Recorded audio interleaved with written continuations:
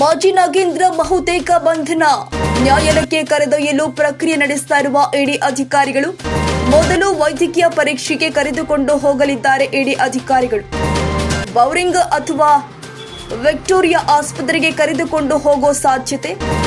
ವೈದ್ಯಕೀಯ ತಪಾಸಣೆ ಬಳಿಕ ಕೋರ್ಟ್ಗೆ ಪ್ರೊಡ್ಯೂಸ್ ಮಾಡುವ ಸಾಧ್ಯತೆ.